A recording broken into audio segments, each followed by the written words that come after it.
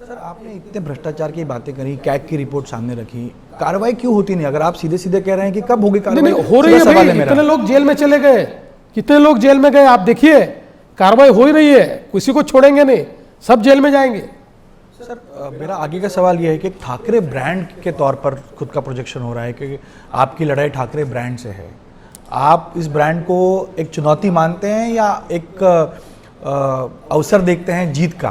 क्योंकि आपकी कहते हैं राजनीति में जो सोचा जाता है, खासतौर पर देवा भाव के लिए, जो वो सोचते हैं वो वैसा होता नहीं, जो नहीं बोलते वो करते ज़रूर हैं। तो ये स्ट्रैटेजी है, चुनौती इसको देखते हैं या इसको आप एक मौका देखते हैं जीत का? पहली बात तो there is no Thackeray brand, there was only one Thackeray brand, that was Hindu Hriday Samrat Shiv Sena प्रमुख बाला साहब ठाकरे। वो ब्रांड थे, ये ब्रांड नहीं है। इन्होंने बाला साहब के विचारों को समाप्त कर दिया है, उनको बांध कर फेंक दिया है, इसलिए अब कोई ठाकरे ब्रांड नहीं है। एक ही ठाकरे ब्रांड था बाला साहब ठाकरे का, उनके विचारों का की विरासत इनके पास नहीं है, वो विचारों की विरासत शिंदे जी के पास गई है, इनके पास वो विरासत नहीं है, इसलिए कोई ठाकरे ब्रांड वगैरह नहीं है। लेकिन सर, आप जिस प्रकार चुनाव की बात करें तो हम भी देखते हैं, तो इस चुनाव में ज़्यादा चर्चा या ज़्यादा लड़ाई महायुति में ही दिख रही है। कॉन्टेस्ट, लड़ाई से मैं कॉन्टेस्ट कहूँगा कि आप और शिवसेना के बीच में कहीं कॉन्टेस्ट है, अजीत पवार और आपके बीच में कई जगहों पर कॉन्टेस्ट है, ठाकरे भाई और कांग्रेस के अलावा। तो इसको आप किस तरह, healthy fight, natural alliance, friendly fight, क्या नाम देंगे? देखिए, हमने इस चुनाव से पहले तय किया था और वो घोषित भी किया था। मैं आज बोल रहा हूँ ऐसा नहीं है, मैंने पहले भी घोषित किया था, हमने बातचीत करके तय किया था कि महानगर पालिका का चुनाव ये कार्यकर्ताओं का चुनाव होता है। 10 साल बाद ये चुनाव हो रहा है, क्योंकि 22 को होना चाहिए था, तो 17 के बाद सीधा 26 में हो रहा है। 22 में चुनाव नहीं हो पाया कोर्ट के निर्णय के कारण, इसलिए सभी पार्टियों में लड़ने की इच्छा रखने वालों की संख्या बढ़ी है। इसलिए हमने ये तय किया कि कार्यकर्ताओं का चुनाव है, कार्यकर्ताओं को लड़ने दिया जाना चाहिए। जहाँ संभव होगा हम अलायंस करेंगे, जहाँ संभव नहीं होगा हम फ्रेंडली फाइट करेंगे। 12-15 जगह पर हम साथ में लड़ रहे हैं, 10-12 जगह पर हम फ्रेंडली फाइट कर रहे हैं। तो मुझे ऐसा लगता है कि एक प्रकार से ये हमारी स्ट्रैटेजिक इस प्रकार की का हमारा निर्णय है। लेकिन जो निष्ठावंतों की बात करें तो इस बार बहुत रोना धोना हुआ। हम कवरेज भी करते थे तो उसमें कई लोग रो रहे हैं, कोई कहता है मैं अपने आप को जला लूँगा, मैं निष्ठावंत था, बाहर या उम्मीदवार को बुलाकर टिकट दिया गया, उसको आपने केटर कैसा किया? मतलब मेरा सवाल यह है कि टिकट बांटना तो बहुत कठिन है, चुनाव लड़ने से ज़्यादा कठिन वही होगा। देखिए, 2 चीज़ें इसमें मैं कहना चाहूँगा। एक तो रोना धोना करने वाले कुछ जेन्युइन भी थे और कोई नियो निष्ठावंत थे। अभी अभी पार्टी में आकर निष्ठावंत अपने आप को बता रहे, लेकिन कुछ जेन्युइन भी थे। कई बार रिजर्वेशंस के कारण, वहाँ की परिस्थिति के कारण कुछ अच्छे कार्यकर्ताओं पर अन्याय भी होता है, उसका दुख भी हमको है। लेकिन इस चुनाव की स्पेशलिटी क्या है? जैसा मैंने कहा, हर चुनाव के बाद एक पीढ़ी तैयार होती है। तो 17 में चुनाव हुआ, उसके बाद एक पीढ़ी तैयार हुई। 22 को चुनाव होने वाला था, वो नहीं हुआ, लेकिन उसकी एक नई पीढ़ी तैयार हुई। तो 2 पीढ़ियाँ मिलकर एक साथ इस चुनाव के मैदान में उतरी। टिकट तो उतने ही थे, उम्मीदवारियाँ तो उतनी ही थी, लेकिन मांगने वाले दुगने थे। तो जिसको मिलता है वो तो खुश होता है, जिसको नहीं मिलता उसको अन्याय लगता है। एक एक वार्ड में जब 4-4, 5-5 निष्ठावान लोग हो तो उसमें से एक को ही चुन सकते हैं। तो 4 निष्ठावानों को, अब इनकी निष्ठा की कंपटीशन हम कैसी करें? वो तो नहीं कर सकते ना। ये भी निष्ठावान है, वो भी निष्ठावान है, वो भी है, इनमें से एक को मिलेगा, 2 को लगेगा हमारी निष्ठा में क्या कमी आई भाई, पार्टी ने क्यों नहीं दिया। तो ये थोड़ा नीचे के चुनाव में ये चीज़ें होती है।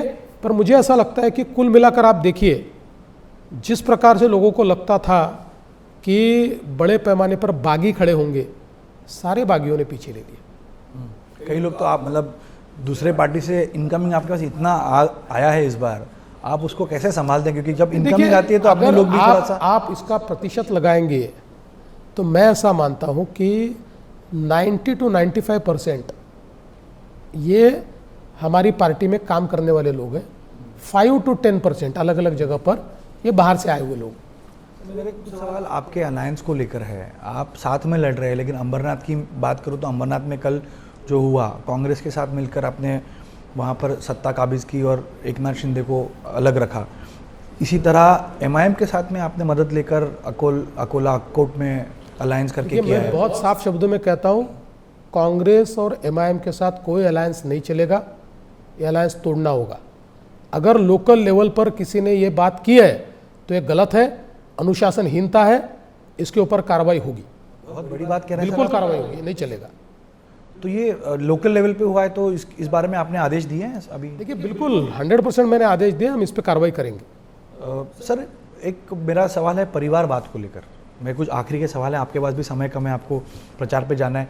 परिवारवाद को लेकर आप परिवारवाद के खिलाफ हैं, आप बार बार कहते हैं, आप जिस तरह आपने राइज किया, आप चाहते हैं कि नए युवा पीढ़ी जुड़े, और वो पार्टी की भी स्टैंड वही है, लेकिन इस बार परिवारवाद दिखा कुछ जगहों पर, आपकी पार्टी में दिखा, ज़्यादा पैमाने पर शिंदे और अजीत पवार के यहाँ पर दिखा, उसको आप रोक क्यों नहीं पाए? देखिए हमारी पार्टी में हमने फैसला किया था कि जो पिछले समय चुनकर आए और परिवार के लोग हैं उनके ऊपर तो हम गाज नहीं गिराएंगे, लेकिन नए सिरे से हम किसी के भी बेटे बेटी बहन भाई को नहीं देंगे। हमने उस पर अमल किया, 2 जगह एब्रेशन हुआ, लेकिन उसके कोई स्पेसिफिक कारण थे, उन 2 जगहों को छोड़कर हमने कहीं पर भी एब्रेशन नहीं होने दिया, कहीं पर भी नए सिरे से बेटे बेटी बहन भाई इनको हमने टिकट नहीं दी। सर आपका अभी भी मैनिफेस्टो आना बाकी है। देवा भाव ने जिस प्रकार लाडली बहनों को महाराष्ट्र को विधानसभा चुनाव में एक बड़ी सौगात दी थी, इस बार भी बीएमसी या अन्य महानगर पालिकाओं के चुनाव के माध्यम से जनता को कोई सौगात देने की तैयारी चल रही है मैनिफेस्टो में? देखिए हर महानगर पालिका क्षेत्र का अपना मैनिफेस्टो होगा, वहाँ की विकास की दृष्टि से और वहाँ की जनताओं की सुविधा की दृष्टि से हम लोग मैनिफेस्टो तैयार करेंगे, इसलिए मुझे ऐसा लगता है कि वेट एंड वॉच। सर एक सवाल पवार साहब को लेकर है। अजीत पवार और पवार साहब का लगभग मिलन हो ही गया है, पूना पिंपरी चिंचवड़ में वो लड़ ही रहे हैं, ये भी रहा है, खबरें ये भी हैं कि बहुत जल्द एक होंगे, तो क्या शरद पवार भी अब बहुत जल्द एनडीए का हिस्सा होंगे, ऐसा मैं मान सकता हूँ? देखिए अभी तक आधिकारिक रूप से हमको इसकी कोई जानकारी नहीं है कि उनकी कोई बात हुई है या वो साथ में आ रहे हैं। महानगर पालिका के चुनाव में 2 जगह वो साथ में आए, लेकिन बाकी जगह नहीं आए। अब 2 जगह साथ में आना, इसका मतलब पूरा साथ में आना है, ऐसा मैं नहीं मानता। आधिकारिक तौर पर ये प्रश्न अगर हमारे सामने आएगा तो उस पर हमारी प्रतिक्रिया क्या है हम ये बताएंगे, अभी आधिकारिक तौर पर हमारे सामने नहीं आया है।